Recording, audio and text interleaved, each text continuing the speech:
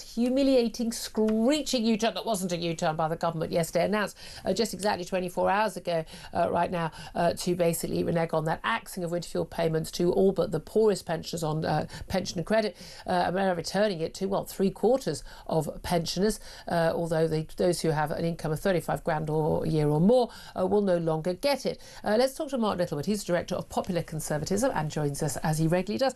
Good afternoon to you, Mark. Afternoon, Julia. Good to be with you. So this U-turn that wasn't a U-turn, was it the right and sensible thing for the government to do? Well, politically, I think they had to get off this particular hook. They were getting absolutely whacked in the polls, doing appallingly in local elections, lost the Runcorn by-election. And I think it's worth looking back, Julia, to the original justification they gave for this move. They sort of said, look, we really don't want to do it, but this is an absolute necessity to stabilise the economy. I think one cabinet minister even said if they didn't do it, there'd be a run on the pound. It was so laughable, wasn't it? I mean, and it was pretty much the first major announcement from the Chancellor. It was within, I think, 3 weeks of her taking office. And everyone just went, what? Yeah, extraordinary. So it wasn't well thought out either. I think I've put to you on this programme before, Julia, that I think if they wanted to get rid of winter fuel allowance but claw some of it back, they should have just wrapped it into the state pension. I've always said this. Higher taxpayers obviously pay back more in tax than those who are lower taxpayers. That would have been the smart way to do it. What's particularly bizarre here is I think having concluded that they couldn't make this stick, that they were going to have to get out of it, I think in their shoes, I mean, I wouldn't have started from here, but I would have U-turned completely. Why not just scrap the whole policy, go back to what it was, rather than sort of pretending you've still got a new policy, which I think on most estimates now, on the face of it, will save about £250 million. That's chump change in terms of government accounts. But the other thing when also, you build it, the admin probably saves nothing. Well, again, there was always a reason why it wasn't means tested. This whole, millionaires shouldn't be getting this money. No, they shouldn't. But there's a reason why they did. It's because the cost of means testing, all the admin, all the staff, all of that, and the risk of people who need it not getting it. And again, they were happy for that to happen after they introduced their policy last July. Actually, you may as well just give it to the small proportion of pensioners with a higher income. And I know everyone goes on about all these millionaire pensioners. They've got a house that's increased in value, most of these people. They're not sitting on their yachts, for goodness sake. But there are those who are rich. But you know what? Giving them an extra 300 quid, we're not going to really notice it. A, there aren't that many of them, and B, they're paying tax on everything, and they've contributed a lot of tax. Yep. It is not the thing that is going to make the weather of our economy. It's a load of nonsense, isn't it? But here's the thing. I mean, the key thing here is that, like, they've already committed that money. They said they were going to save, wasn't it, £2.5 billion? But they haven't. So it's a tiny fraction, or £1.5 billion, sorry. But they've already committed that money. And Rachel Reeves, when she made the announcement of pretending it was because they've sorted out the economy, which I think we'll get on to next, she didn't say how it was going to be paid for, because the money that they supposedly saved has already been committed elsewhere. Yes, that's true. I mean, but it's also right. This is a fairly trivial amount of money, right? So in the big scheme of things. In the big scheme of things, sort of whether the growth rate is 0.5% this year or 0.7% this year is probably more important in terms of tax receipts and therefore balancing the books. So I've got a little bit of sympathy that you can look at everything in the round rather than saying, well, exactly how are you paying for this 5 million or exactly how are you paying for that 200 million. That's reasonable. But your wider point definitely stands, Julia, that the state of the public finances is pretty dire. And I think for those of us who were sceptical about this winter fuel payments change in the first place, OK, well, this is now a billion or so not saved. Where are we going to find some savings? And there is a bit of a danger in our public debate at the moment that absolutely every area of government spending is a priority. And if everything's a priority, nothing's a priority. So, you know, where are we going to find not a few £100 million of savings, but potentially tens of billions of pounds of savings to get remotely close to balancing the bill? As you know, there are always going to be efficiency savings, which never actually seem to appear ever. And again, they're always going to cut civil servants, which never seems to ever happen, although maybe those 300 who complained about the Gaza policy will actually fall on their swords and resign. And that would be not a bad thing for everybody. Also bad news today, the joblessness rate ticking up from 4.5% to 4.6%. That's in the 3 months to the end of April. Payroll employment has also fallen sharply.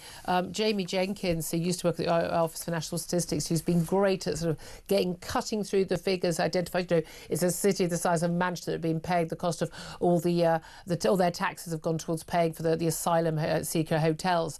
But he also pointed out that payroll jobs dropped by 109,000 in May. It's the biggest monthly fall since lockdowns.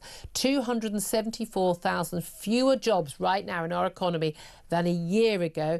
A lot of people are putting that down to, yes, we've got world confidence, yes, we've got issues with the trade tariff war and all of that, but we've also got the small factor of national insurance hike for employers, which is passed on to employers, minimum wage rise. Great thing if you're on minimum wage, but actually it means that the cost of hiring someone, keeping someone on, is massively hit. 274,000 fewer jobs than a year ago is not a growing economy, is it? No, that's right. And I think I'm right in saying, Julia, that every single Labour government in history has left office with unemployment higher than when it came into the point Russell made, yeah. Exception. And look, I mean, colour me unsurprised here. Look, the general state of the economy is pretty poor, but it's a basic, very simple rule of economics that if you make something more expensive, people will consume less of it. And the government has chosen to make the cost of labour more expensive, both through the minimum wage hike and through the issue that no one, it would appear, I mean, no one can add up and do basic maths in this government, it would seem, but also no one's run a business. Now, they always talk about these ghastly sort of Tory, millionaire, business people in cabinet and things, but, might actually understand the notion of profit and loss. Well, it seems to me that when they're handing out pay rises to train drivers, again, there's an argument for pay rises to nurses and doctors when there's a shortage of them working in the NHS. That's an economic argument about supply and demand.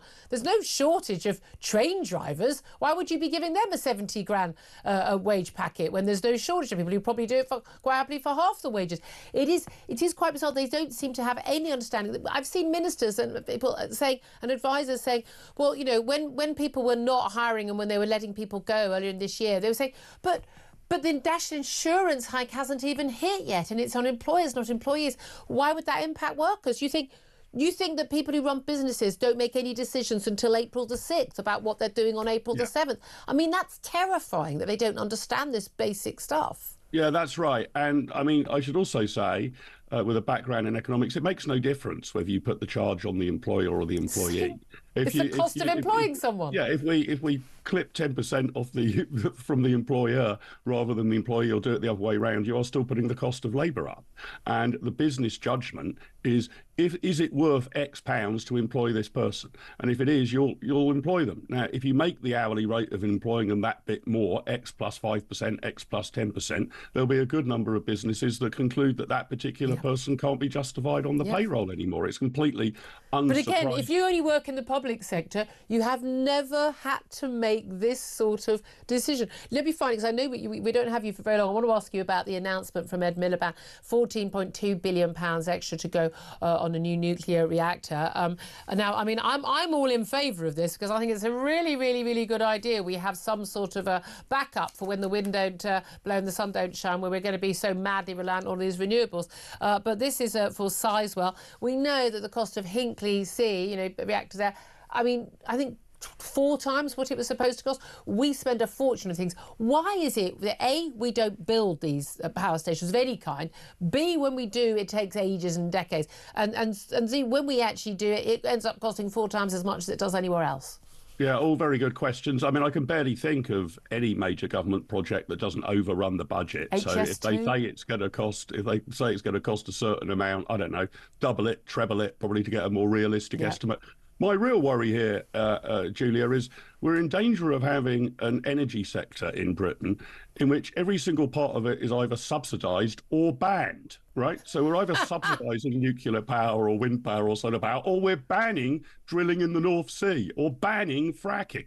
It would be far better, in my view, to let the market do its business, within reason. You've got to make sure it's not dangerous what's being undertaken, rather than the taxpayer being on the hook for this. I mean, Ed Miliband crowing that this will create 10,000 new jobs. That's an abysmal rate of return for £14 billion investment. Absolutely pathetic.